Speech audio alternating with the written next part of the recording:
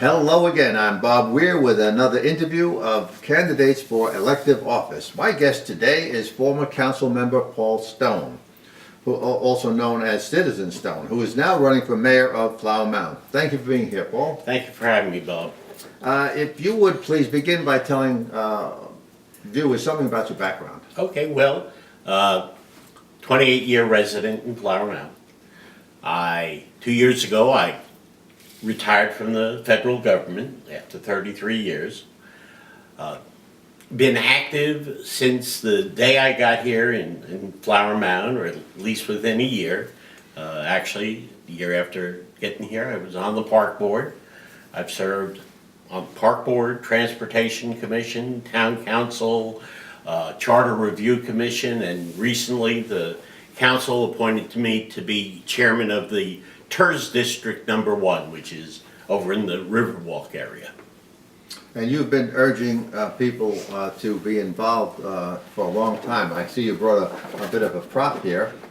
And how's that? That tells you something about it. If you want to take a look at that.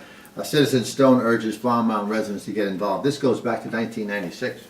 All right, let me just go on. It's been suggested by a mayoral candidate that Flower Mound may have some challenges with its future financial obligations. Is that an accurate statement? I don't believe it is. I've met with the town treasurer, and I tend to agree with Mr. Dixon on that issue. The town's in great financial shape. I relied a lot, and I did it when I worked for the government, on third-party evaluation. And that AAA bond rating that we have says a lot. Now, there's been discussion not only by that candidate, by other candidates about lowering our tax rate to the effective tax rate. I'm like Russ Perot, I come with a lot of charts, and this is part of our budget, and you can see that our tax rate has remained steady, and then it lowered.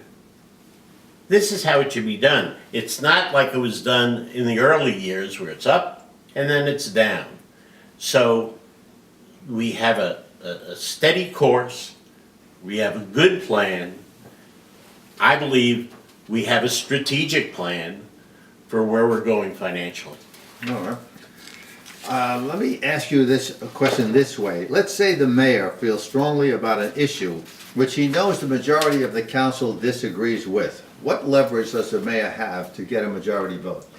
Well, my candidacy is not about promoting issues. My candidacy is about leading the town.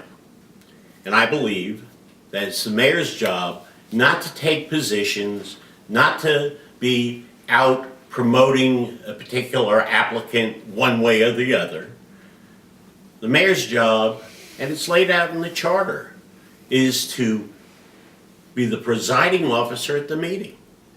So the simple answer to your question is I don't think the mayor should be doing anything to try to influence the council in how to vote. The mayor should help to develop a consensus when there's there. But, there are three organizations that I want to empower as mayor: the council, the staff, and most importantly, the citizens. That's who we need to listen to, not the mayor. The mayor does have the authority to put something on the agenda. I mean, he sets the agenda, right? What if the mayor didn't want to put something on the agenda? Okay, let's be real. The mayor doesn't. The mayor has the responsibility of setting the agenda, but that is a staff responsibility. It happens. I recall at one point our current mayor wanted to sign the agenda before it was published. That lasted maybe two meetings. I believe citizens should be able to advocate, as I've done in the past, to have items put on the agenda. Currently, it falls under future agendas, and they want to get at least 3 members of council to agree.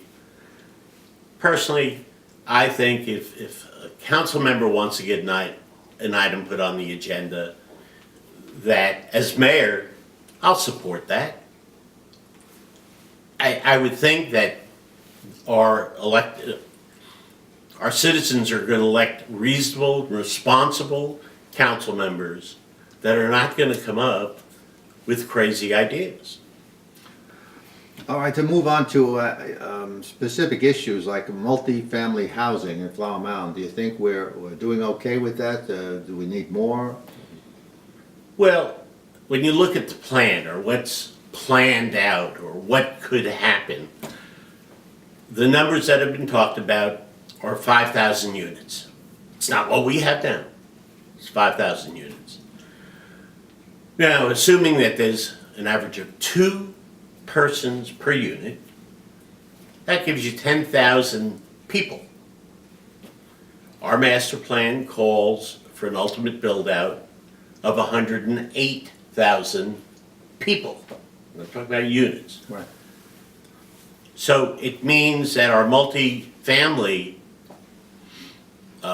residents would represent less than 10% of the total population of Flower Mound. So what I'm saying is, I think what we have is enough. One of the candidates for mayor has advocated requiring a supermajority to allow for multifamily units. Well, that's already on the books. We require a supermajority for any change in the master plan. As a recent resident of the Riverwalk, are you satisfied with the progress? I love it. I love it. Every day there's something new. I just heard from the developer there that they're looking at another hotel there. Oh. Yeah, they just installed the splash pad that's going to be part of the farmer's market. You know, it's been wonderful for me because it's given me an opportunity to walk the dog. I say the dog is actually walking me. Market forces apply everywhere, and it just, things will happen as they happen. But the concept of the Riverwalk is sound. Well, how about Lakeside Village? Do you think if that comes through, if it's passed, would that be a positive addition to our town? Bob, it looks good on paper. But there's still many questions that have to be answered. I know that P&Z and council are trying to deal with that. 7 towers, 9 towers, that's a lot. Yeah. That's a lot. What do you think is a healthy ratio between business and residents? 60-40. Are we, Always said, we're somewhere at the 75%. When we first got here and I was on an economic development steering committee, we were at 92%. 92 residents? 92% and 8% Yeah. non-residential. And where are we now? About 75%. Residents and 25%? Oh. Yeah. Well, So 60-40, Yeah. at least what I had learned from past town managers and other professionals, is that for us, the type of area we have, 60-40 would be a good mix. Yeah, sounds good. Well, we're getting towards the conclusion here. It always goes fast. Is there anything you'd like to add about your candidacy? Well, you know, I've said in some of the things that I'm not running against anybody.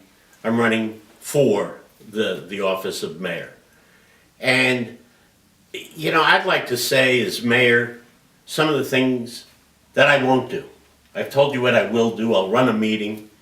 But what I won't do is, as I said, get out and stand in front of a grocery store and advocate for or against an issue. I won't, or I will make every effort to not let meetings go till 2 o'clock in the morning.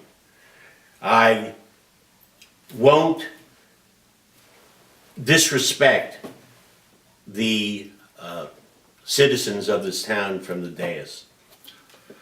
All and there's right. other things. Well, I want to thank you, Paul, for being here, and I'm getting the hook. good luck in the election. Well, it does go fast, and thank you for watching.